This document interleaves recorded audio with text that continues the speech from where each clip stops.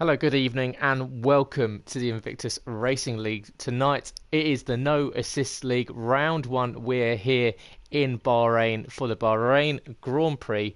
Like I said, Round 1 of Season 7, our second season on the F1 2018 game, when we are here in the desert, in the Gulf, for what is looking to be an absolutely explosive start to the season.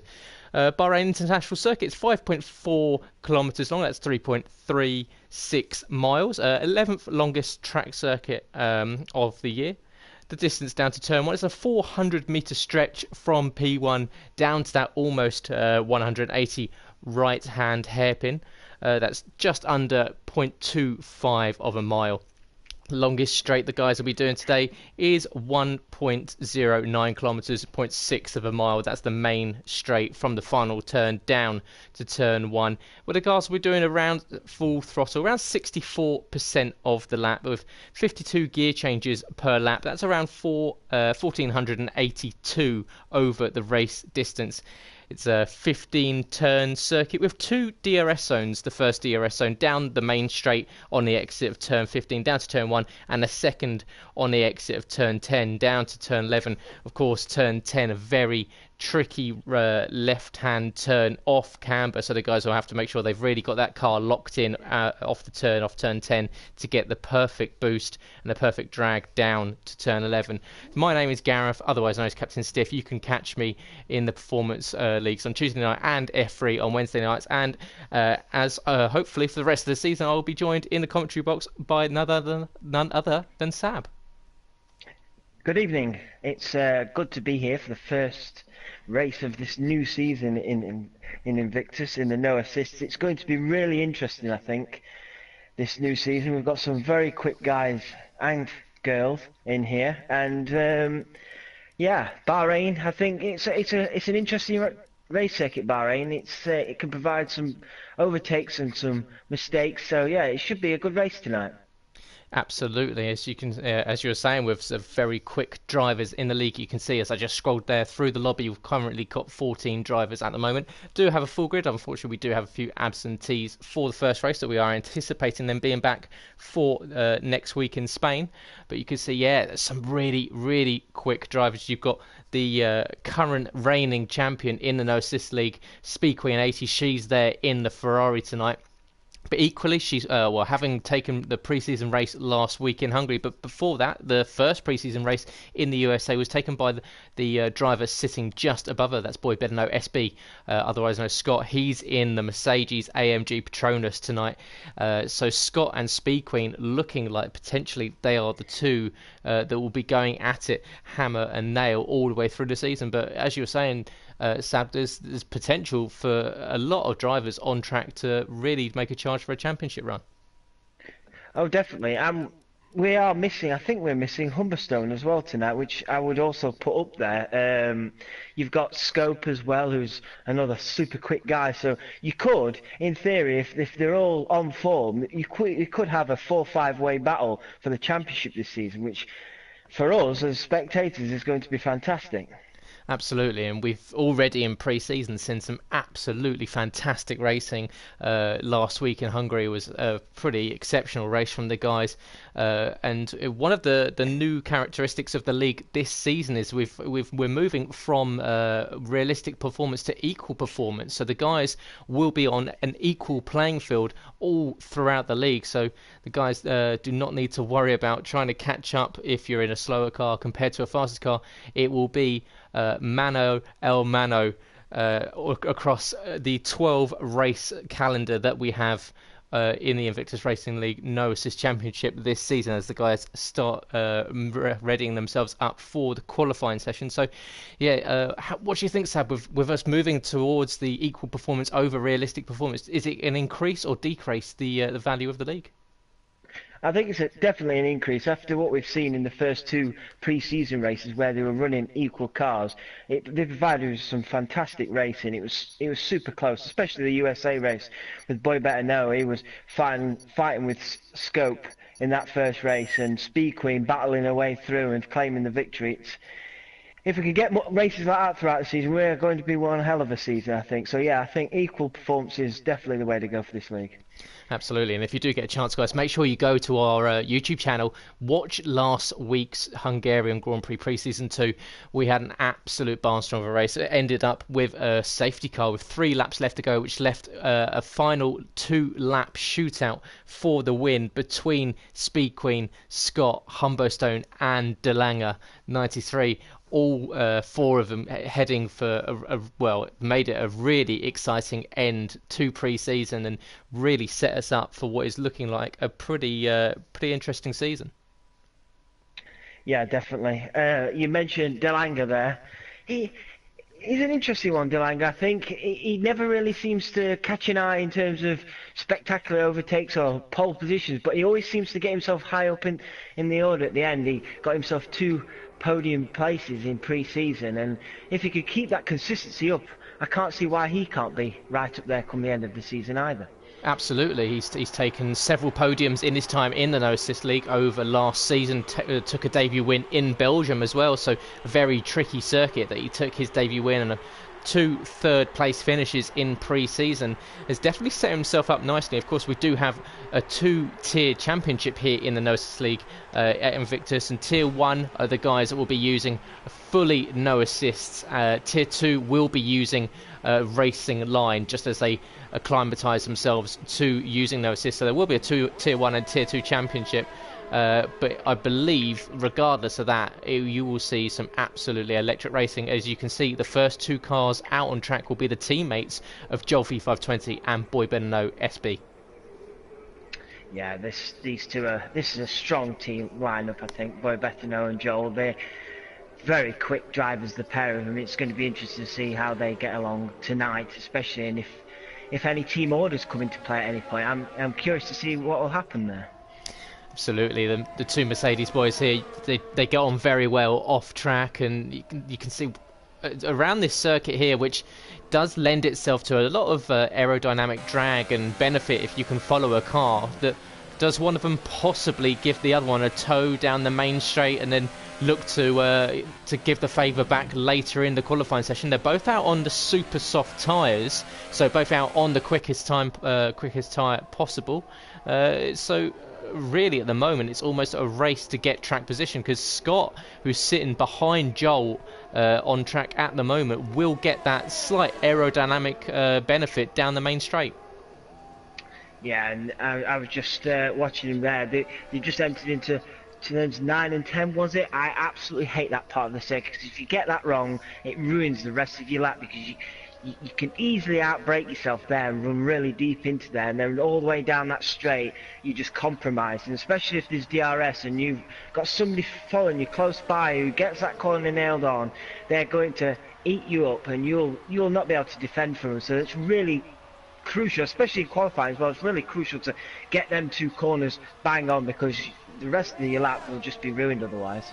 Absolutely, as the 2 Mercedes line up for their first flying laps of the season, and it will be our first 2 to cross the line and start off the No Assist League, and it is Boy Benno SB and Joel that go into that hard hairpin turn at turn 1, get the car stretched out through the next turn, down, launching it down towards turn 4. This is a track here you see breaking it right onto the apex there for Scott tonight in the 99 Mercedes. Now this is what I find one of the trickiest parts of the circuit. It's down through turn 6 and turn 7, slightly off camber. You find yourself getting onto the curbs and it can really upset the car, but following Scott through here, he gets into turn 9, and now this is the off camber turn 10, as you can see, locking up the front left there. You'll see a lot of cars doing that this evening, but that's where you really need to get that car straightened up, and it gives you the perfect launch down this DRS straight down towards turn 11. It's getting that turned in there nice and tight over there, just clip over the apex of the corner. Nicely done there for Joel as he rolls round into turn 12. Long right-hander, do not touch the curb or the inside line. You'll find yourself pointing in the wrong direction. It's a nice exit out of turn 13 here. Now it's a long straight. What he's going to benefit from here, he's going to get ever so slightly a little bit of aerodynamic boost from his teammate heading down towards the final corner at turn 15, and Scott and Joel are going to cross the line first and set the first flying lap times of the season. And the first one's going to be Joel, and it's a 1:27.8, and Scott bails out of it at the last minute hammers on the brakes and sets a 1:28.2. Yeah, that's strange. Joel did exactly the same when he crossed the finish line. I'm not sure what that was about. Whether there was, I honestly don't know what that was about, to be honest. It was strange that they both did exactly the same. But we've currently got some more drivers out on track now. Scopefielder and Never Miss, they are both on the soft yellow tyres, as well as Rick in the Force India. He is also on the soft yellow tyres. So a mixture of strategies at the minute. Be interested to see what they can do. Absolutely. Yellow in sector 1 and 3. Oh no, it's just flashed up. Sorry, carry on. And with 15 drivers in the race tonight, of course, you're going to have 5 drivers starting outside of the top 10. Top 10, of course, will be starting on the tyres that they set the fastest lap time on. So the guys there out on the mediums, possibly just, testing the waters, seeing what pace they can get out of the hardest compound. Can they possibly just get themselves into the top 10, as we see Scopefielder coming out the final corner now, but he's going to bail out back into the pit lane on the soft compound tyre. So going back to Joel and Scott there, potentially, maybe is it setting a bank lap on those soft tyres, but you can see, even though both of them supposedly broke almost at the line, they're both still sitting first and second in the table, so possibly a lot more pace to give for those two. Yeah, definitely, and it kind of proves that they must have held it off somewhat, because unless Rick pulling a fantastic lap on the soft, Rick is only a tenth off Scott in second on the soft tyre, so in theory, if Rick went onto the super soft, he should out qualify those guys. So maybe, like you say, it could have been a bank lap, or just testing the waters on the super soft tyres. I don't really know at the minute. As we've just watched Speed Queen, she's just, I don't know, I think she's warming up, so she's just 1:36.5 on the mediums. She might be going again. Yeah, absolutely. Looks like she will. Of course, another one that's very strong in the league. Never particularly strong during qualifying. She gets the moves done during the race, so don't be surprised to see her start further back down the race and make her way forward. She always tends to prefer overtaking. She's a very confident overtaker, doesn't mind being in a pack. But yeah, so Speed Queen at the moment sitting last of the timed runners at the moment. We'd like to say welcome to a couple of new guys to the league, as in Never Miss 000, Samu the Pito in 6th position, and equally we welcome back Mero after a bit of extended time out. So Mero, Sam and Never Miss, both new between pre-season and this week. So it's good to see drivers joining the league week upon week. Yeah, I was unfortunate to race against Never Miss in Performance League last season, and the guy is very quick, so I'll be interested to see how well he does this season in this new league for him. So yeah, if he's as quick as he was in Performance, I think he could surprise a few people this season. Absolutely, and the car's on equal performance. It's gonna really show up who's got the raw pace when it comes to track upon track. And of course, you might have one person excelling at one, and then the next week you might find yourself with a completely different lineup of drivers at the top end of the field. So it really could go anywhere. And good evening to everyone watching. It's great to have you all watching the stream tonight. Drop any comments into the stream if you've got anything you want to talk about, anything you want to see. Let us know. Stab and I are more than happy to get engaged with you. Ferocious Dan's the first one to put it in. The two Mercs may be trying to get the other cars out there on the super softs and then going out and setting the quickest time on a harder compound. So yeah, possibly is it a little bit of mind games from the two Mercs there, trying to get the competition out there to run on the super soft tyres, and then knowing that they can go quicker on the yellow, possibly the soft tyres. Yeah, that's a good suggestion, that, because there's definitely some tactics being played by the two Merc guys here. With just under 10 minutes left, are they going to go on the soft tyres? I honestly don't know. It's close at the minute. Not many guys have set, I'd say, strong laps yet. I think there's definitely more time to be found out there, especially some of the guys on the mediums and the softs. So there's a long way to go in this qualifying. Yeah, I can't really predict who's going to take pole yet. No, absolutely not. It could go anyway, as you're saying, with several drivers still yet to set a time. Look at the quick drivers that we've got yet to set a time. You've got people like Scopefielder, race winner before, of course, Scope. taking the Tier 2 championship last season. Nikki 9095 is a race winner, and equally the two Renaults you see there, Gavpig and Nismax, both new rookie drivers to this season, but had very promising showings in pre-season. So don't write off the two Renaults for a decent push either. No, so I was just watching. We've got a Force India just coming out. Is it Rick? I think Rick's just come back out. Yes, Rick's just come back out on the super soft tyres now. So he set his first lap on the soft tyres. So it's going to be interesting now to see if he can jump Joel and Scott in first and second and put in a real time for people to stand up and take notice of. Absolutely. You can see Joel V520 currently sitting in provisional pole position at the moment, but he's in the pit lane, but he's asked the engineers to set or put a set of the soft compound tyres on, so possibly looking at coming out and setting another time on the harder compound as Scopefielder goes across the line, puts himself up onto the front row with a 1:28.1 on the medium tyres. So absolutely fantastic lap there from the Swedish driver. Oh, yeah, that is an eye-opening lap there, and that also kind of proves to us that what the two Merc guys did was definitely some sort of tactics, because no disrespect to Scope, but he should not be putting it on the front row ahead of super soft tyre runners. So that is definitely tactics from the Merc guys. And Scope there, if he can keep that car in the top 10 on the mediums, he's going to be set up perfectly in the race for a good strategy and be able to tack at the later end of the race on the faster tyres. Absolutely, and Never Miss equally going up onto the second row of the grid with a 1:28.2 flat, so puts himself up to the third. So great lap there for the Sauber of Never Miss 00 in his debut in the No Assist League. As we're just checking in with the two Renaults going slowly, or going for Gavpig was going slowly around sector 2 there on his fast lap, so possibly invalidated. So we'll sit on board here with Speed Queen. She's out at the moment on the soft compound tyres, sitting on 1:36.5, so obviously just a sighter lap for the current reigning No Assist champion. But she's going to come across the line and she's going to go onto her flying lap. DRS wide open, she goes all the way down to turn 1. Hopefully not going to get compromised by anyone coming out the pit lane. The pit lane does tend to feed out just into the braking zone of turn 1 here, so it'd be very interesting to see. We've already seen in pre-season someone exiting the pit lane in Performance 1, unfortunately coming into contact. In fact, it was Scott that came into contact with one of the other drivers. He was coming down towards turn 1 looking to make a move on someone. They came out the pit lane, and unfortunately 2 in the 1 doesn't go, and it ended the race. So hopefully we won't see a repeat of that tonight, as Speed Queen now comes round into turn 8, gets it slowed down, locks the front right up there ever so slightly, so compromises her time a little bit. Now it's this very tricky double left-hander going down the hill off camber. You're leaning to the left, really working that lateral G on your neck around the left-hander down into turn 10. DRS wide open again for the Ferrari as she stretches the prancing horse all the way down to turn 11, gets it turned in nicely. Of course, that pink and yellow helmet you'll see all through the season, pretty much towards the front, I'd imagine.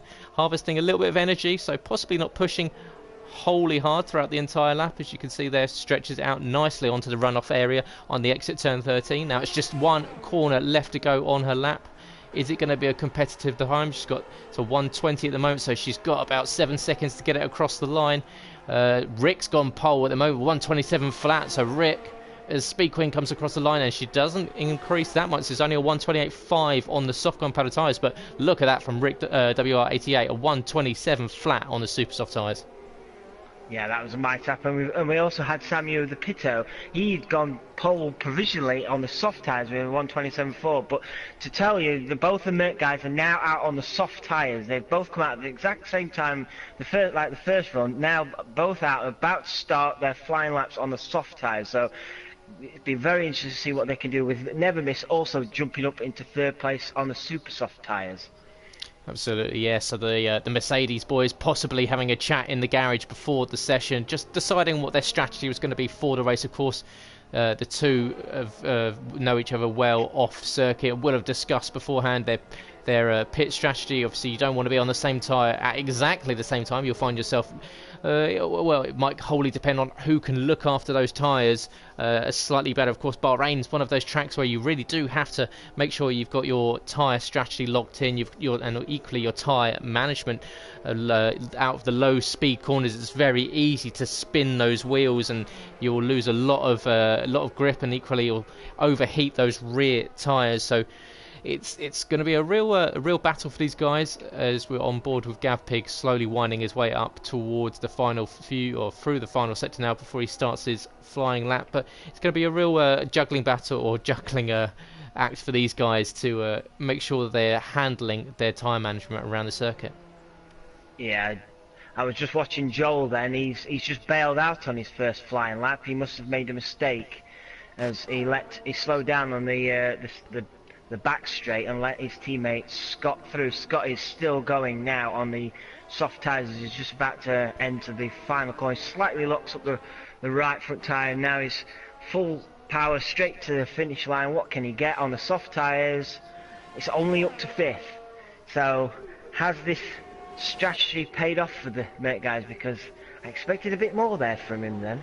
Absolutely, and you can see the gap there between Sam the Pitto, who's currently sitting on the soft compound tyres, is a 127.4 from him, whereas the two Mercs have only managed a 27.8 and a 28 flat. So 6 tenths for Scott and 4 tenths for Joel off, but they currently sit on the second and the third row at the moment, so in with a good chance of increasing. Of course, there's 3 minutes left in the session. They probably won't have enough time to set another flying lap, but they will probably place themselves within the top 5 or 6, I would imagine.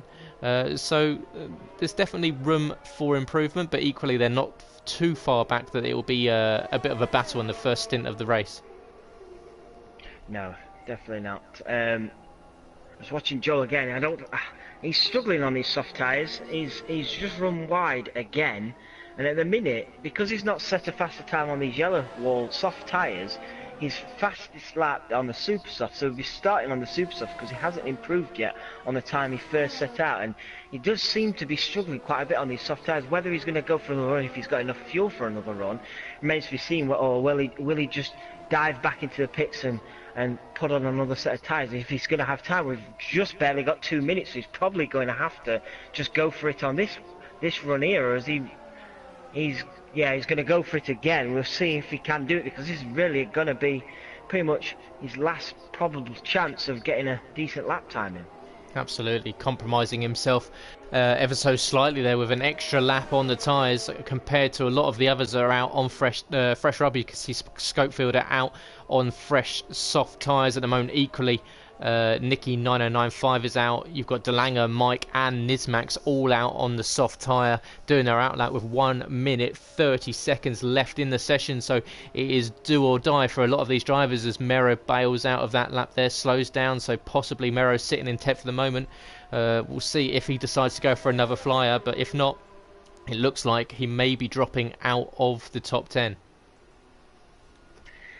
Yeah, if you think you're only going to qualify around the 10th, 11th place, do you sacrifice 1 or 2 places so you can pick your strategy better in the race? It's tough to say. I personally would rather, if I'm only going to be quick enough for around those positions, I'd rather start 11th or 12th, knowing I can have a free choice of tyres and a more freer opportunity of race strategy.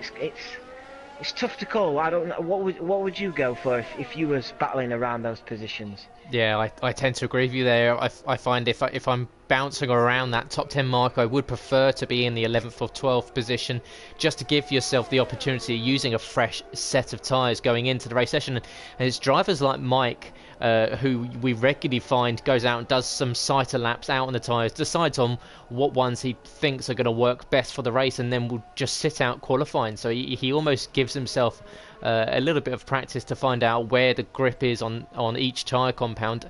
He then sits, so it doesn't set a competitive time. As you see there, he's sitting on a 30.2 at the moment, and he'll give himself fresh rubber and make moves during the session. So we'll look to see as time has now expired on the session. Nicky's going to come across the line. He jumps up into ninth place, so ninth at the moment for Nicky 9095, but with 2 places above the bubble, it's looking pretty precarious for him, with Delanger, Mike and Nismax all on a flying lap at the moment. Yeah. Yeah, Delanger looks like he's struggled tonight. I don't know whether it's down to a setup or whether he's had much practice. I don't know, but I expected him higher up in this race tonight. Maybe it's just not a track that suits him, but we shall see what he can do on this final run for him. Whether it can jump him into the top 10, I'm not sure. Whether he'd want that, I'm not sure. He's coming down that final bit now, heading towards the final corner. Can he jump up? He's just dropped down to 14th now, so he really 15th now. He doesn't want to start at the back surely, and he's crossing the line now, and he only goes 14th. Poor qualifying for Delanger, I'm afraid. Yeah, not the greatest laps there for the Dutch driver. Only puts himself into 14th from the last row of the grid, and equally very surprising result there for Speed Queen. And although I said that she never favours qualifying, I wasn't expecting to see her that far down in 13th position. So she's got a lot of moves to do if she's going to get anywhere near the front. But congratulations to Rick, who's taken pole position by in comparison is a country mile by 0.4 of a second to debutant driver Samuel Tepito. He's done a 1:27 flat compared to Sam's 1:27.4. Scott and Scope split there by 0.02 of a second. With Nevermiss, who will be absolutely delighted to put himself into the top 5. He does a 1:27.858 on the super soft tyres. Rick's only the only guy apart from Nevermiss. Sorry, they're on the super soft tyres, so he's really going to have to get away quickly and build a gap up, because the guys behind him on the soft tyres are going to be out there for much longer, and if they can keep up with him, they'll have the better race strategy. Absolutely. So the guys there on the super soft tyres as we go and look at the final standings for qualifying. But guys on the super softs will really have to make a breakaway early in the session if they're going to get the better advantage later in the session. As there is your qualifying results. It's Rick WR88 in the Force India. He sets pole for 1:27 flat. Sam is in second in the Williams, with Scott in third alongside Scopefield in fourth. Nevermiss and Joel make up fifth and sixth, with Stifler 1980 and SJD in eighth. Nicky is in ninth alongside Gavpig, with Nismax and Mero on row 6. Speed Queen and Delanger make up row 7 in 13th and 14th. And finally, in 15th and last on the grid will be Mike SI in the Ferrari. So the 2 Ferraris qualifying in 13th and 15th. So possibly a disappointing session for the Maranello team.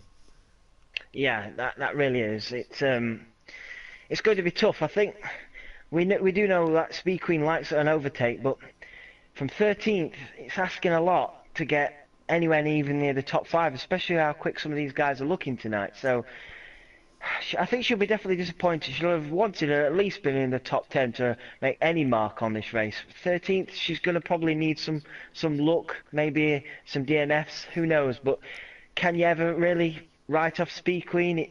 It's hard to write her off normally in a race. Absolutely not. She always has a few tricks up her sleeve when it comes to the race.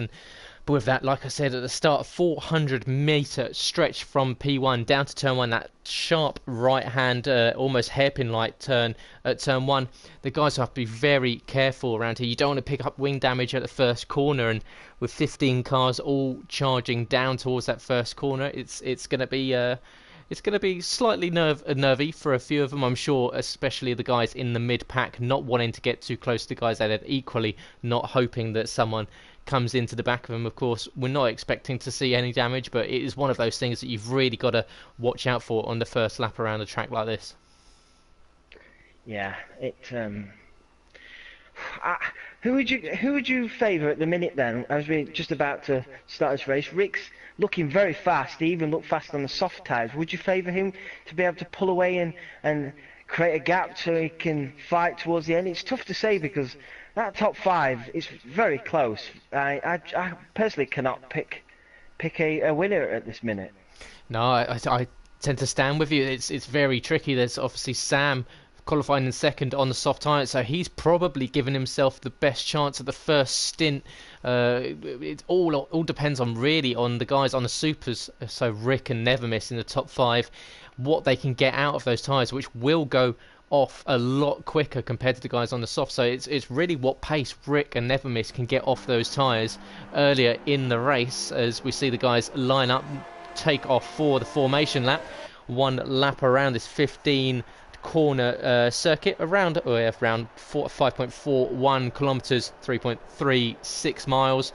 So whilst the guys are going around, we'll just go through the qualifying results once again. But equally, speaking to the guys watching the stream tonight, what are your predictions for the race? Where do you think, with Rick starting on the supers or with the guys behind on the soft compound tyres, what's the best strategy here? Who's taken the best decision in qualifying that will help them in the races? Is Rick going to move on, or equally is the guys on the soft such as Sam or Scott behind, have they got the advantage come the second half of this race? So going down through the league, you see you've got Rick on pole, Sam's in second with Scott in third, Scopes in fourth, Nevermiss in fifth, Joel in sixth, Stifler in seventh, SJD in eighth, Nicky is in ninth, Gav is in 10th with Nizmax alongside him in 11th, Mera D2 is in 12th, Speed Queen, Delanga make up 13th, 14th, and Mike starts 15th.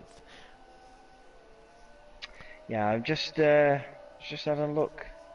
So the guys outside the top 10, Nizmac is on the softs, Mero's on the mediums, sorry, Speed Queen on the softs, Delanga on the softs, and Mike on the mediums. So there's a little bit of difference there, but all looking to go long and deep into their first stint of the race, hoping to make up some ground later on at the end of the race when they'll be on the hopefully faster tyre. Absolutely, and not missing out. So I didn't see Joel, as you said earlier, Joel setting that time on super soft tyres as well. So Joel's another one that's going to have to watch out earlier in the race when it comes to tyre wear. And he's sitting in 6th place at the moment, so he's a little bit in the pack. So he's going to be bunched in at the start. So Joel needs to really make sure he gets a good launch off the line as the cars finalise their formation lap, come out of the final corner. And you've got Rick and Sam here, almost swapping positions as we get to the front of the queue to get to P1.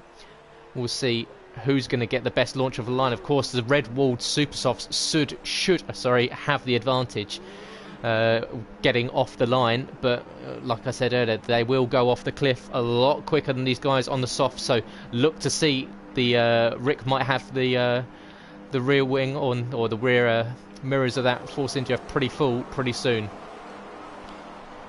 As we wait for the red lights here, we have 3, 4 lights, 5 lights. We're ready to go in the No Assist League, and they are off, and we're away for the season 7 of the No Assist Championship. Rick doesn't get a great start. It's going to allow Sam to go down the inside into turn 1. He cuts across the inside, and equally the Mercs trying to get up into second, and that's Scott who's going to try and go around the outside of Force India. Gets cut off there, but does Scott get a better exit? It looks like he does. That's going to force the Force India from first back to third, but Sam's had a great launch off the line in the Williams.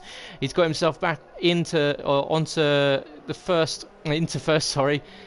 Scott's up into second. Rick's dropped down to third.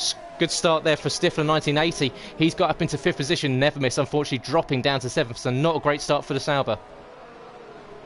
No, I was on board with Rick at the start there, and he just bogged down. He could not get away, and he got lots of wheel spin, and it allowed Samu and eventually Scott, to pass him, and it's really put him now on the back foot. He's going to have to try and get those places back as soon as possible if he's going to make his strategy work.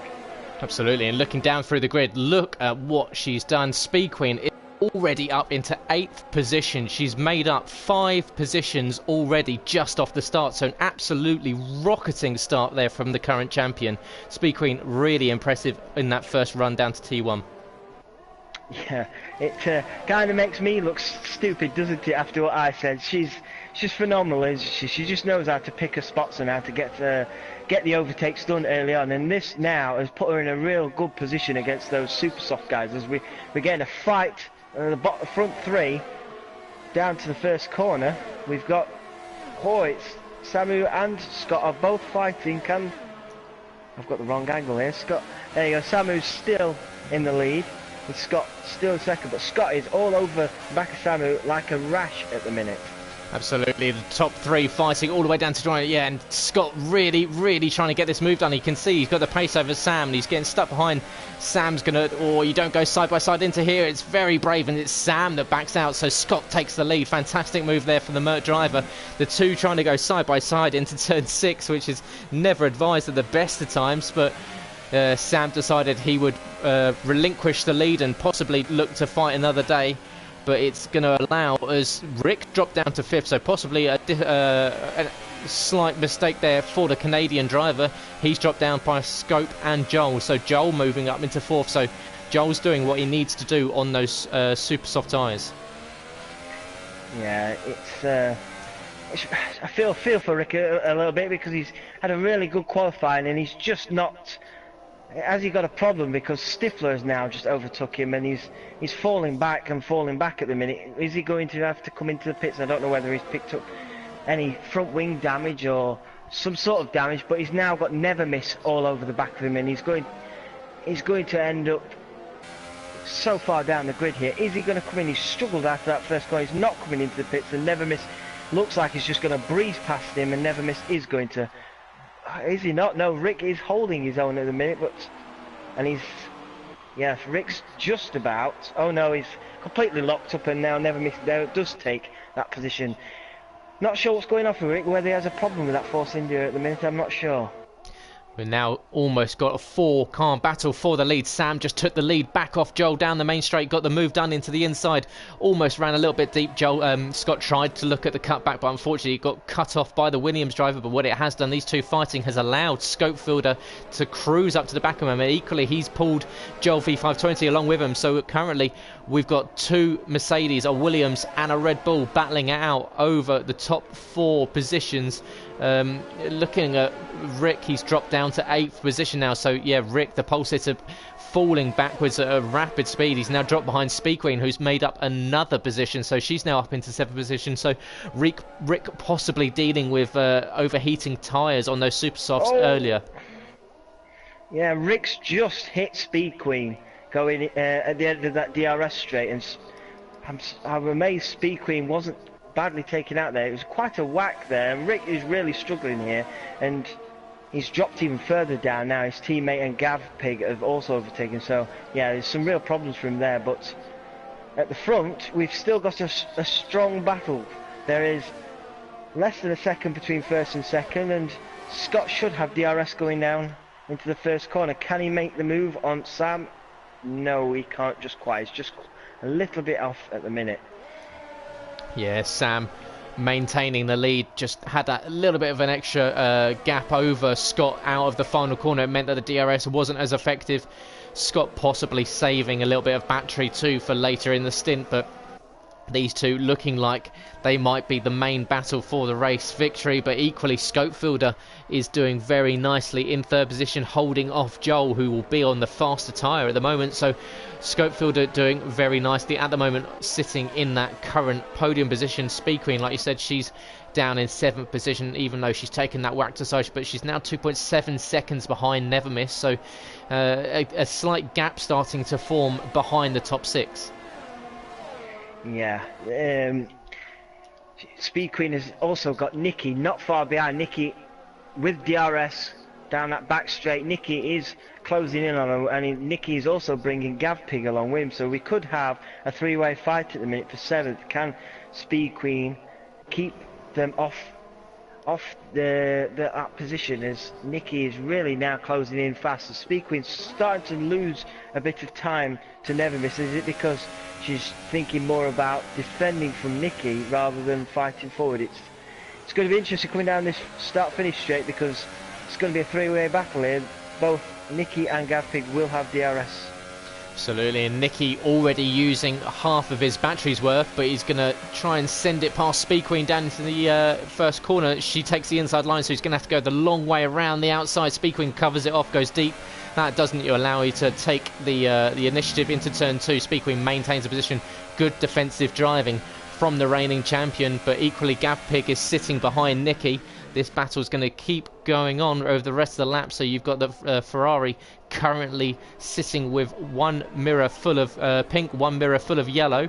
So she's definitely going to have a pretty colourful view no matter what way she's looking, but Nikki looking really racy towards the gearbox of that Ferrari, and equally behind you've got SJD battling off the second Renault of Nismax. He's 0.4 of a second behind, and Rick, who's really struggled in this early stint, he's dropped down to 12th position now. He's got De Lange all over the back of him, a 10th behind. Yeah, just looking slightly ahead of Speed Queen. Never Misses now all over the back of the McLaren of Stifler. He has gained quite a bit just then. He had DRS down the back straight, and now he's looking to hopefully stick on the gearbox of that McLaren and hopefully make a move. He's all over it. Can he make the move before the final corner? He's alongside the McLaren now. He's going to go round the outside. The McLaren holding his own on the inside. The McLaren just squeezing him out, but can Never Miss now take advantage going down to this start-finish straight down to the first corner. He should. No, because Never Miss was ahead, Stifler has the DRS, so that's kind of compromised Never Miss there. If he'd have, he's dived in there and just, no, it still cannot get past Stifler, and Stifler defends well, luckily, with the DRS at hand. Yeah, Never Miss possibly a little bit too eager to get the move done there. He lost a little bit of time into turn one, trying to throw the car in a little bit too much and showing his inexperience ever so slightly, possibly coming towards the end of that lap where he left it. He let Stifler essentially get a free bit of DRS going down the main straight as they went side by side into the final corner. You're probably not going to get a move done around the outside there, so all he did there was gift that McLaren an extra bit of horsepower down the main straight, and look what it's done now with these two fighting. It's just invited Speed Queen and her trail of cars behind her, and for Stifler and for Never Miss, that's the worst person you want in your mirrors.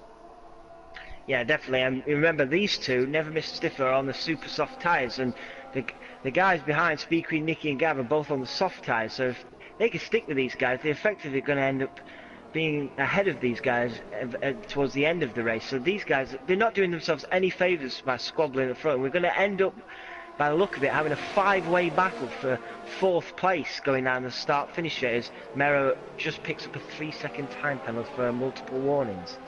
Yeah, Mero the first one to pick up a penalty, and Stifler the first one in off of the super soft compounder tyres, so he's going to give up off of those red wall tyres. And even with DRS, it looks like Speed Queen's going to go around the outside of Never Miss into turn one. She's going to go deep, and unfortunately Never Miss on the old worn out tyres. He just doesn't have the grip off of the slow corners. He has to relinquish the position, and Nikki equally is looking very racy behind the Sauber now, so I think Never Miss is going to have to consider coming in, because this is when those tyres start going off, you just lose so much time. Yeah, he was like a sitting duck there. It was a super move by Speed Queen round the outside at turn one, but he is now a sitting duck, and he's just really holding up Nikki and Gavpig. And if anything, now at the minute, Never Miss is doing Speed Queen a favour, because it's allowing Speed Queen just to slightly pull her away from Nikki and Gavpig and hopefully get out of the DRS range of those two behind, so she can start to focus on trying to close down the top three. She's currently 7.5 seconds behind them, but she's made 9 places up so far in this race. I really wouldn't rule her out for a podium at the minute, would you? Absolutely not, and you never can. She really has done an exceptional job moving up into fourth, and what's going to be interesting is we'll see SJD was 2.2 seconds behind Gavpig at the start of this lap. We'll see what Never Miss is doing. Is he holding up these guys in front? He's going to try and make Nikki go around the outside into turn 15. Never Miss, the two almost colliding, but Nikki gets the move done around the outside, so possibly there you can see the Sauber bailing into the pits, realise that he just didn't have the grip, and what that has done is that's allowed Nikki and Gav some free space ahead of him, because what it was doing was allowing SJD to slightly come towards him, but the Renault's going to make a really deep lunge into turn one, doesn't quite get it moved under. Hit the brakes as late as possible there. The grip on the track was really cutting into those soft compounder tyres, and you don't want to be taking out much more life out of them. But the Renault's going to make another move into turn 4 here. They're going to go side by side on the exit. Possibly the Renault's going to have to give up here. Well, he does, but he's going to try and go around the outside. That's going to be the outside once again. The Renault looking very racy. Gavpig really wanting to get past Nikki as soon as possible. Nikki seems to have, after being pretty racy behind Speed Queen, he's now got Gavpig and SJD for company in pretty close quarters. Yeah, and Nismak isn't that far behind either. We've really got some great, interesting battles going on. With quite a few gaggle of cars. We've got them all fighting as SJD's looking to send one down the inside of Gavpig there. That was nearly a too late a move, I'd say. SJD now putting the pressure on Gavpig. So Gavpig's going from looking at the rear end of Nicky to now looking in his rear view mirrors to see where SJD is going to attack from. Absolutely, and Gav and SJD both suffering with a bit of lateral sliding on out the corner there, so that'll be scrubbing up a lot of energy and a lot of wear off those tyres. Gav going defensive very early, but the DRS assisted this Toro Rosso. Looks like it's going to go sailing down the outside into turn 1.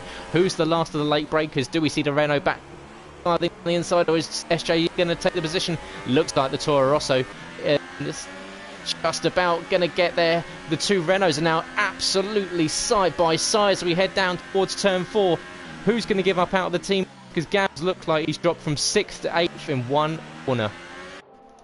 Yeah, it's you feel for Gavpig in this. I've been in those positions before. You're fighting at the front and you're only focusing on the front, and then next minute you've lost 2 or 3 places because you've been squabbling with the guy and you haven't been able to get past him.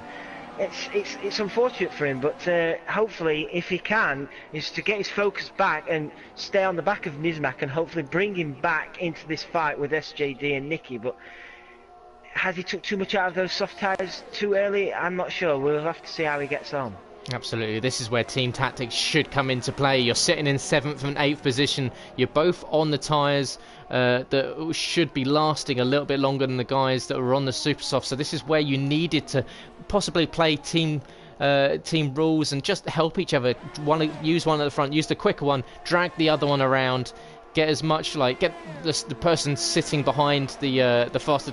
Turn down the battery, turn down the fuel. Just let that aero benefit, especially down these 2 straights, the 2 DRS straights. So this is where Gav should really be saving a little bit of fuel, saving and harvesting that battery for later in the race, because squabbling, as you say, between themselves, all it's done is promote SJD up into 6th, and the 2 Renaults are starting to lose a lot of time.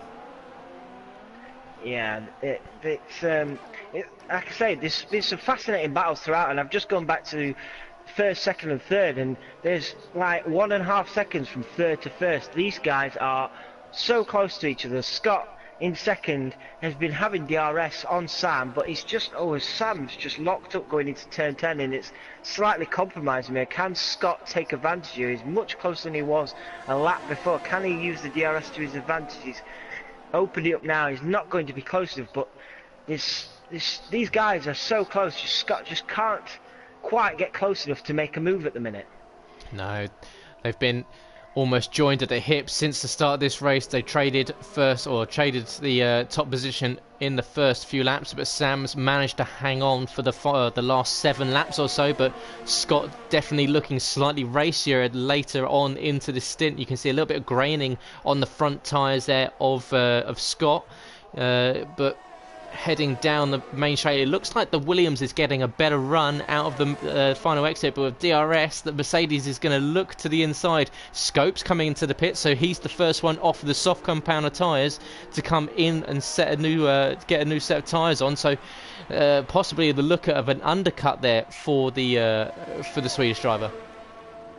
Yeah, I thought that might have been an early stop, but like you say, an undercut could work here if you can really attack on these tyres early on and set some fast opening out laps. He could eventually get the jump on Scott and Sam, because these guys are not really doing themselves any favours now, because they're just squabbling with each other at the front and they're sort of holding each other up now.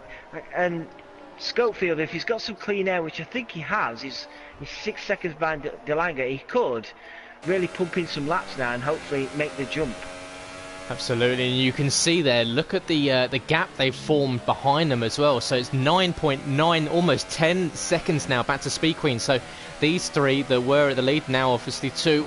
As Scott gets a little bit of a twitch on the exit there of turn 12, but almost a 10-second lead over Speed Queen. But it shows for Speed Queen, obviously starting down in 13th position. the downside of starting so far behind is she should really have been interjecting herself into the fight, but Sam comes into the pit lane, so that's going to release Scott. So this is where the Mercedes needs to have a really fast in lap. I imagine he's going to do one final lap and then come in and try and cover off Sam's undercut here, but you can see he's starting to really struggle on these soft tyres. Yeah, I'm just on board with Scope now as he's coming around the final corner. Can he get the jump on Sam? It's going to be tight. Sam's just coming out now, and Sam is just ahead, but Scope has had a bit of a problem this lap because he's had Joel being a pain in the ass behind him, trying to upset his races. Joel is really all over the back of him on the soft tyre as he's looking to potentially go around the outside. Scope's having to defend hard, and he really does not need Joel getting in his way here and upsetting any chance of attacking Sam. No, this is where the Red Bull really needs to start making moves forward, especially now that he sees the Williams ahead of him. But we know those mediums take a while to get up to temperature, get up to speed. So whilst you're out on there in your first few laps, it's really tricky to keep these guys that are out on the much warmer and worn-in tyres, as Joel's going to line him up here right into almost seeing the inner workings of that Red Bull ahead for the Mercedes. He pulls to the inside, gets the move done, so Scopefielder moving down into 9th position, so the worst possible scenario for him. He's now got a car in between him and his rival Sam ahead. Yeah, that's the least he wanted, Scope, and this is actually going to do his Scott's Joel, his teammate Scott, a favour, because now Joel is holding up Scope. Scott could come into the pits, and he's coming out of the pits now. He should at least be ahead of Scope. Can he stay ahead of Sam? They're going to be close down the first corner, and Scott has made the jump in the pit stop phase, so he's ended up with the overcut working, but Sam will have warmer tyres, so can he take advantage of Scott on the colder tyres just coming out of pits? As Sam is trying around the outside, he's going around the outside, it's going side by side. Wow, Sam, they're still side by side, surely they can't stay here, and they're still side by side going down into turn 7. Yeah, and Sam has made the move.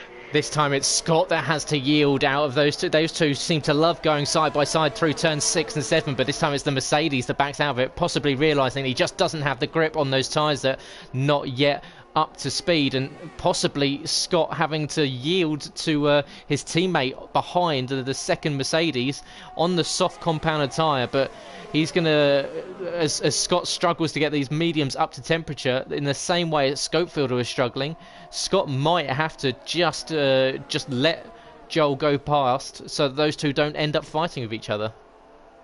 Yeah, that's definitely got to be the player, because if them two start squabbling, it's only going to invite Scope to an attack, as Scope is looking like he's warmed his tyres up now. Scope is going for the overtake on the final corner and does it with ease over Joel, but Joel is coming back at him. I'm not sure who picked up the DRS out of those two. I think it might have been Scope. It is Scope. Can it help him defend against Joel? Joel is right up the gearbox of Scope. Scope is just about keeping Joel behind him. Good move from Scope. Yeah, Joel having done 8 laps on the soft compounded tyres compared to Scope's 3-lap-old medium, so this is where Scope should have the advantage. But Speed Queen, she made her pit stop. She's just come out. It's lap 14 of 29. She's back out into 7th position, so she's got a good chance of getting up into the top 5 as Mero picks up a 5-second stop-go for a severe collision with Gav. So an incident back in 14th and 15th between the Williams and the Renault there. Yeah, that where is that? That's down near turn 2 and 3, I think, where Gav has gone off. He's only just come back onto the track. I think he's got damage. He's struggling quite a bit there, so it looks like it might have been a merited penalty, but we'll have to see for the stewards to see how bad that was. As we've got Scott now, he's still close. Now his tyres have warmed up a bit. He's going to try and close back in on Sam and hopefully attack him again.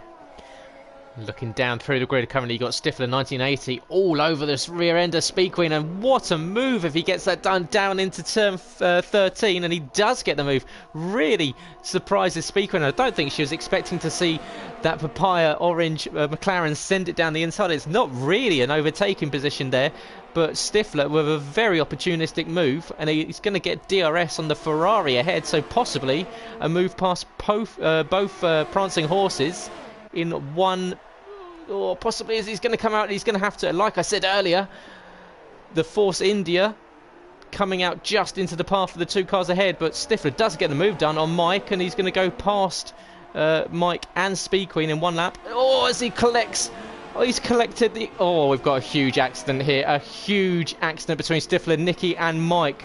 Really unfortunate there, absolute catastrophic accident from the McLaren.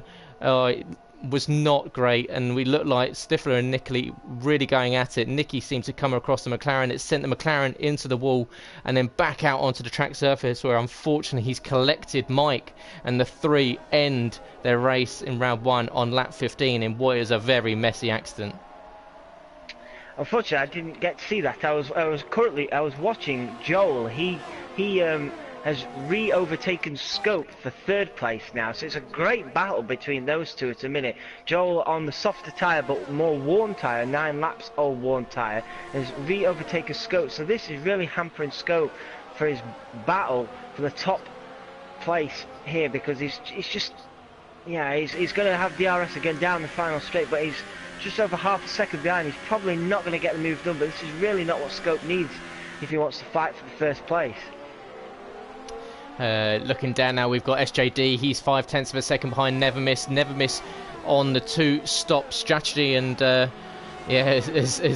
Ben says in the comments, no safety car, and I'm very surprised there wasn't at least a VSC, if not a safety car. There is Never Miss tries to get the move down on SJD down into turn 1, doesn't quite get it done, has to slam on the brakes, and luckily the two not coming into contact. And after that accident we just saw, I'd love to hear your guys' thoughts in the comments. And what do you think of that? Would you apportion blame to anyone? Would you not? Is it just a racing incident? It looked like it was a bit of a messy one between the between the McLaren and the Force India, but it was a huge accident, and luckily looks like we may have got away unscathed when it comes to a safety car period, because that really, well, it would have been made the race possibly a little bit more exciting for the guys that were yet to pit.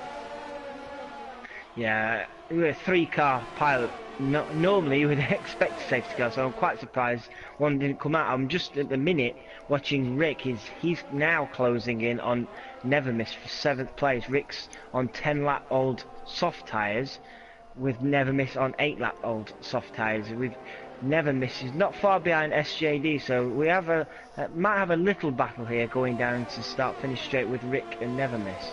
Yeah, it looks like Joel, Rick and Never Miss all going for the 2-stop strategy. They came off the super soft tyres that they started on and went on to a set of soft compounded tyres, so they will have to make one more stop. Neither of them, or they would have to, it would be a pretty impressive move for them if they managed to stretch these tyres out to the end of the race. But it looks like Rick is going to try and get the move done on Never Miss going down into turn 1. He's going to go to the outside. Is Never Miss going to brake late? He does, ever so slightly locks up, but Rick's going to get the move done. And he does very tidily there for the Force India, but is the Sauber going to come back at him as they go down the straight out of the exit turn 3 into turn 4? Never Miss is tucked up right behind the Force India. He's going to have to go around the outside if he's going to get the move done. Rick nicely there covered off, and he manages to keep the Sauber behind. But we know Never Miss, he's definitely a hungry driver. He puts his nose in, just lets you know that he's there. So Rick's still got a battle in his hands if he's going to keep the young driver behind him. Yeah, that's really, at the minute, the only really close battle we've got at the minute. We've had Scott, he's remained within just a second behind Sam, but he's not been able to make any challenge on Sam since the pit stop phase. And Scope now, again, he's within half a second of Joel, but he can't quite get close enough since Joel's overtook him. It's like people are stuck in a rut at the minute, or maybe saving the tyres, I'm not sure at the minute. But they're the only real battles we've got at the minute, is between Never Miss and Rick and the top guys at the front. Yeah, we've got Scopefielder who's just about to get the move done on Joel going down into turn one. Joel's tyres possibly going off compared to Scope, who's going to take these mediums to the end, and he gets the move done. So Scope finally moving back up into third, but Joel's not giving up at all, and he's going to follow the Red Bull down the straight towards turn four and possibly look to get the move done to the inside. And does he? He's going to send it down the inside. The Scope's going to have to really try and fend him off on the exit. He's going to... Oh, the two banging wheels as we come in the entry, and who's going to yield? It's going to be Scopefielder that's yielded once again. So Joel not giving up track position whatsoever, regardless of the fact that he's probably going to have to stop again. The Mercedes really wanting to possibly help his teammate ever so slightly, and all this is doing is holding up Scopefielder, meaning that it's Scott and Sam that will be fighting for the lead. Scopefielder is going to be really frustrated here, sitting behind that Mercedes once again. Oh, most definitely. You hit the nail on the head there. Joel is definitely helping his teammate out now, because Scope has fallen way behind Scott now. Scope, who was less than a second behind Scott, is now effectively 5 seconds behind Scott. So this is going to, like you say, it's going to be frustrating the hell out of Scope, because he'll want to get past him and lead the charge to the front too, but every time he gets past him, Joel is like one of those annoying flies who's around you. He just won't leave you alone, and he'll make another move and get in the way as Joel has come into the pits, and that now does free up Scope to try and go for the top two.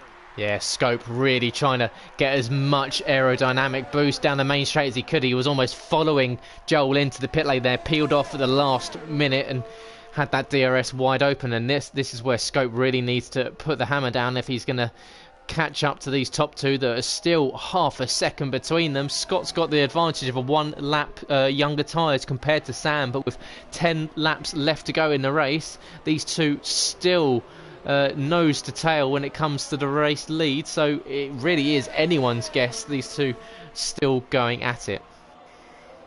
Yeah, unless Scope pulls out something magnificent, I think it's definitely between them two at the front, but at the minute Scott just cannot make a dent on Sam. Sam is having a fine first race at the minute in his Williams. Absolutely, yeah. Sam in his debut race in the No Assist League, currently leading. Of course, it's not our only race of the week. We're here for the Season 7 launch in the Invictus Racing League with the No Assist Championship, but Tuesday nights is Performance 1 and Performance 2. And then Wednesday nights is our equal performance leagues, where you'll see F1, F2 and F3. Some of the most fun and competitive racing you'll find anywhere on PS4 esports. And make sure you check out our Twitter at InvictusRL, where you'll find all of your stream links, all of your channel commentators, and make sure you get involved. Get following those channels as Joel picks up a 3-second time penalty, and strap yourself in for what is shaping up to be fantastic battles and a fantastic season across the entire racing league. Yeah, I was watching Joel. He's just come back out into 9th place. He's right behind DeLange at the minute. He's hoping to make a move on DeLange as quick as possible, as Never Misses actually come into the pits on 12 laps soft tyres though. He's gone onto another set of soft tyres, so him and Joel should be quite fast from now till the end of the race on those brand new set of soft tyres.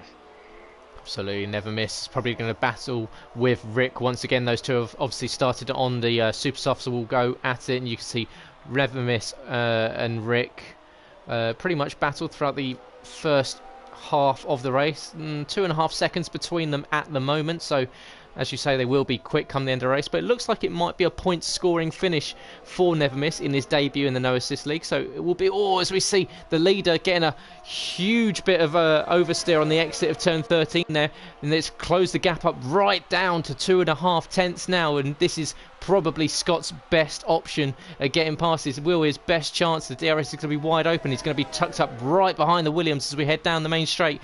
Can he get the move done?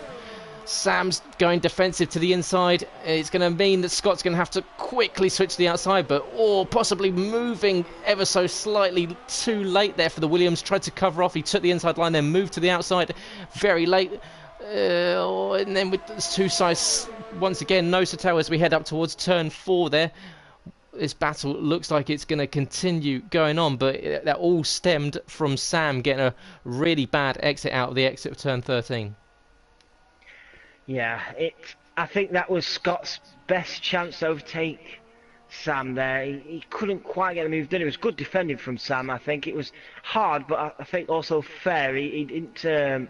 He wasn't too aggressive, but it was just enough just to keep that Mercedes behind. But the Mercedes now is just starting to slow us back. It's up to 6/10 of a second again. So we're back in the similar sort of range what we was before. So whatever Sam did, he's now recovered from. Luckily for him. Yeah, Sam back up to 6.5 tenths of a second, so possibly frustrating the English driver Scott behind. A boy better know SB. He'll sit there in the Mercedes just kind of biding his time, possibly use the next few laps, just save a little bit of battery, save a little bit of fuel. You've got 8 laps left to go in the race, so there's still plenty of time to get a move done. And as these tyres get older, they will start to lose a little bit of grip, and if DRS is activated, you can see Scott's got half of his ERS battery left. Williams ahead, weaving, trying to get the Mercedes out of its tow.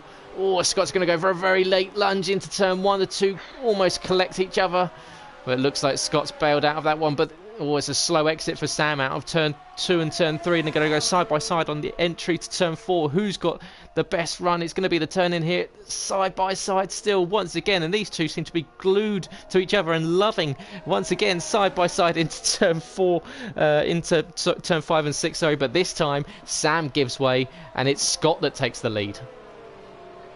Superb battle at the front, isn't it? It really is. I wouldn't be surprised if this carries on for the rest of the 7 laps that are remaining. As I see, Rick has just set the fastest lap with a 1:30 flat on his brand new set of soft tyres. As we've got Sam now less than half a second with DRS wide open going down the back straight. Not quite close enough, but are we going to see a reverse of what we've just seen earlier on this lap, but this time from Sam attacking Scott? Absolutely, Sam will be wanting to get that lead back as soon as possible, and he's very close up behind the Mercedes on the exit of turn 13 on the head down to turn 14 now, so he's going to be well within DRS detection as they go across the white line now. So it's about 0.3 of a second, so the Williams is going to get a really good run on that Merc all the way down the main straight. So this is the role reversal, as you just said, and Scott's going to have to try and break the toe, but it looks like the Williams is going to be catching up. The Mercedes going side to side. He's going to make the Williams go around the outside. The two once again side by side, but Scott defending nicely, putting his car right in the middle of the track, making it as difficult for Sam as possible to get past. This is superb. You just can't take your eyes off these two at the minute. They're fighting hard, they're fighting fair. It's exactly what you want in this league. This slight contact now and then, but not enough to take each other out. It's superb racing, this, I have to say. Absolutely. They're really showing up what can be done in the No Assist League. And of course, guys, if you want to join us, check out invictusracingleague.com. Go to the sign up page, get yourself on the grid. There are still spaces available in the leagues and equally on the reserve list if you want to get yourself involved. You can see the Mercedes kicking the rear end there on the exit of turn 10, and it's the straight where you really don't want that to happen. You want to get as clean an exit as possible, but it looks like Sam wasn't able to make the most of it, and in fact he's dropped back to around 6-7 tenths of a second now as Scott locks up the front right there ever so slightly on the exit of turn, or the entry to turn 13, sorry, and he's got a good run down to the final corner, but 0.6 of a second, so it looks like it's not as close as it was last lap, so possibly a little bit of a respite and breather for the leader at the moment. Yeah, I think he'll be welcoming it as well, because this is going to be tough on both of them to keep fighting and defending like they are. It's superb. It just shows you there's been no mistakes.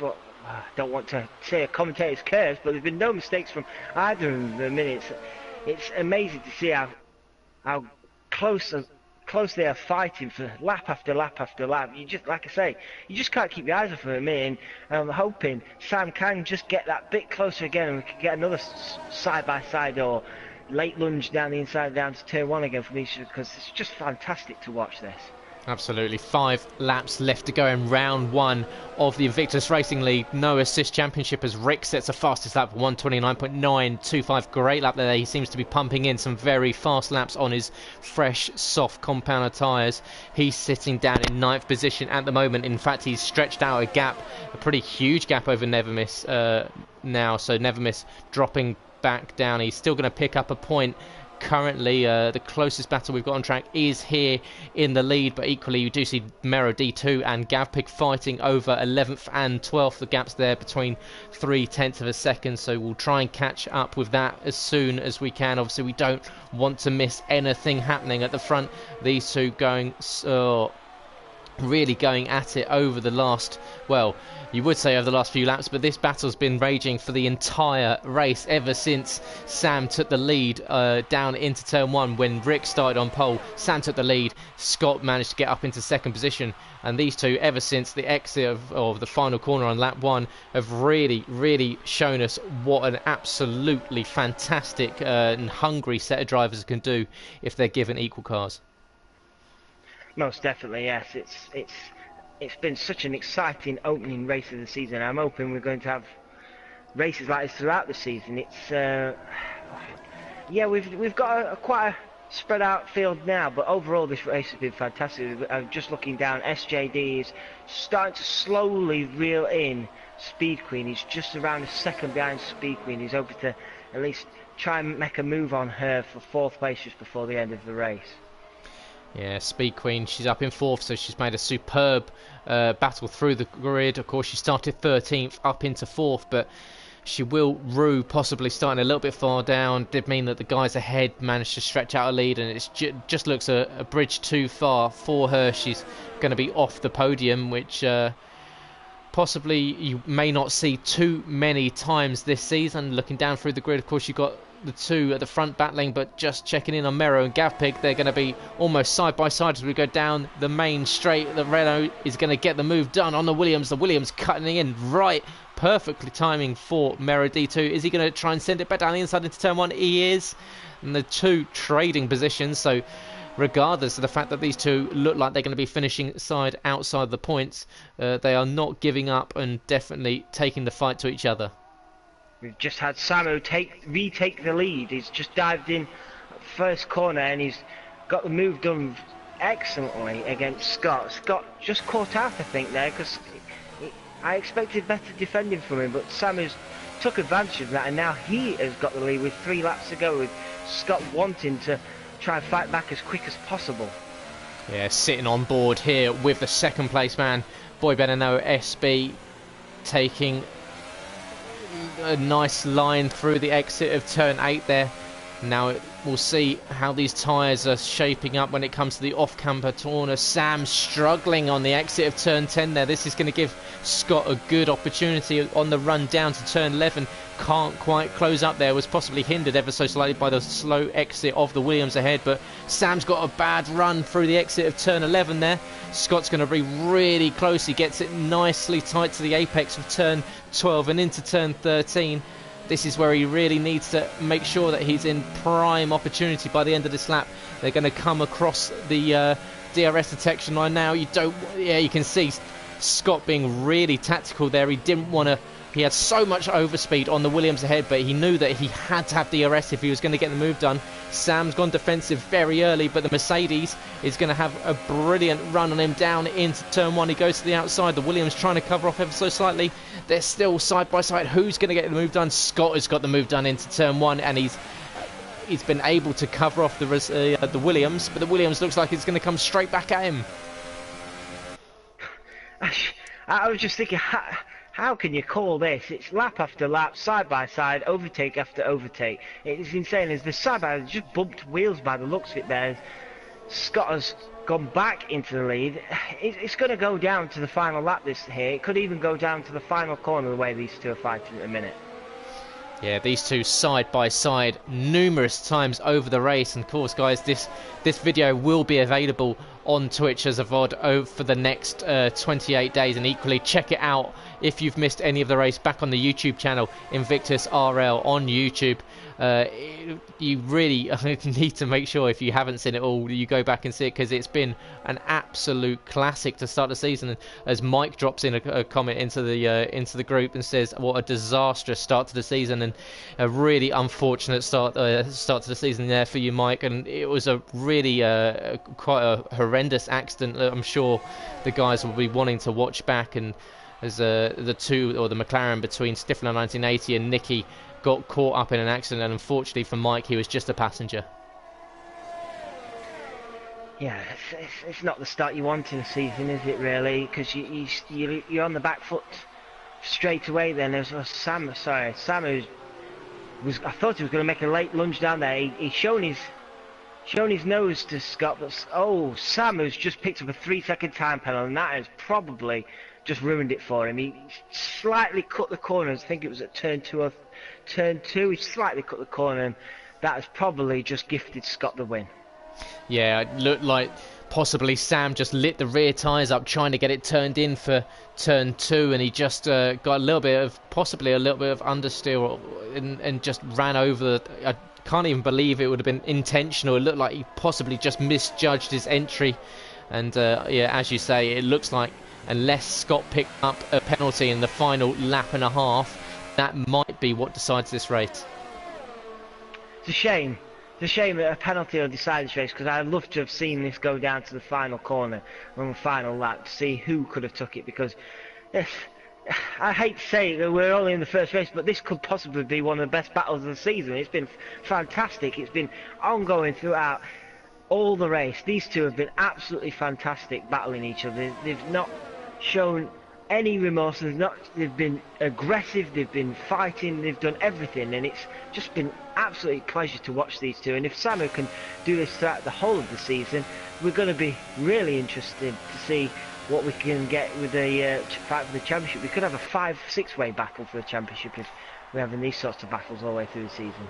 Absolutely. Sam looking to go to the outside, and he's going to get the move done on the Merc, so he's actually taken the lead on the final lap of the race, but Scott's going to try and come back at him. These two still going at each other, and Sam, obviously he won't know that Scott doesn't have a penalty, so these two are going to go for it on the final lap. They will give us a final lap shootout for the race victories, less than 0.2 of a second between them on the final lap. And what a way to start a season here, and equally what is starting a week of racing here at Invictus Racing League.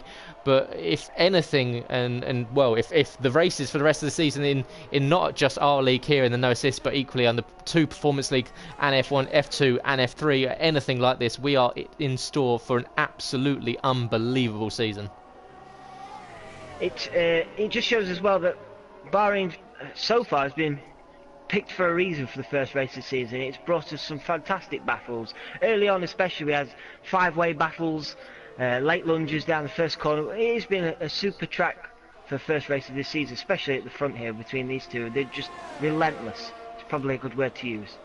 Absolutely. It looks like we might have a race winner here, as the two are going to be almost neck and neck going across the line. But congratulations goes to boy better know, SB, otherwise known as Scott. He takes the first win of the season, round 1 here in Bahrain for the Mercedes, closely followed by Sam, who comes in second. Unfortunately, that 3-second time penalty makes that gap look a lot bigger than it actually was. Really, that should be 2.5 tenths. What a fantastic battle between these two, and what a race. Congratulations to Scopefielder. He comes in for a podium, comes in third. Speed Queen will come in fourth. SJD will be pretty delighted with himself, moving up into fifth. Nismax jumps Joel, who unfortunately drops down to 7th, so Nismax gets a good result in 6th. Delanger comes home in 8th, so not the best race for Delanger 93.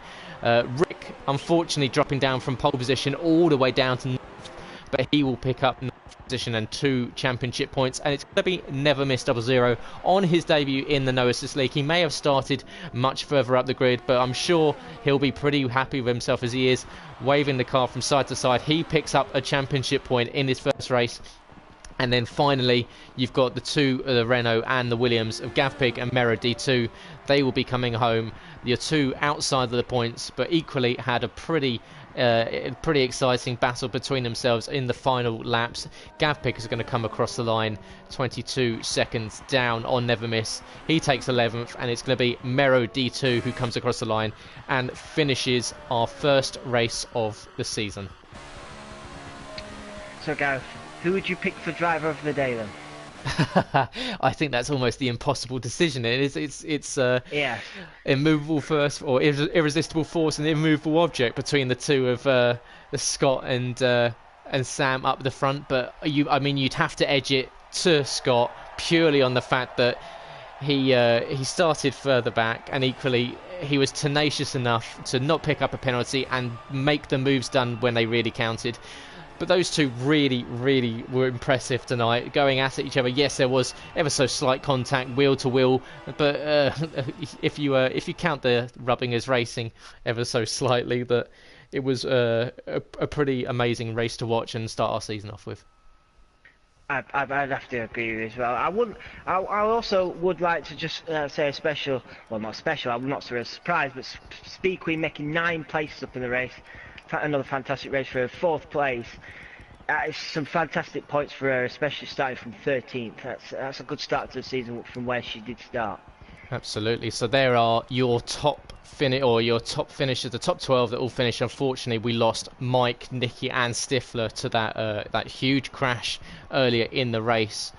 So commiserations go out to Mike, Nicky, and Stifler, who I'm sure will be pretty gutted with how their race and season started. But it's, as you say, it was an absolutely fantastic race and a great way to start the season, and that can only be good things and positive feelings for the guys as we head to Spain next week for round 2. And have you got any closing thoughts on that race? Anything that you think you can take away from that apart from having to catch our breath? Well, that is perfectly said, catching our breath. Sam and Scott, wow, what a battle that was. If you were going to do a highlights video, you'd probably have to do the highlights video of the last 15 laps. It was unbelievable. You just could not take your eyes off it, and hopefully we get more of the same next week.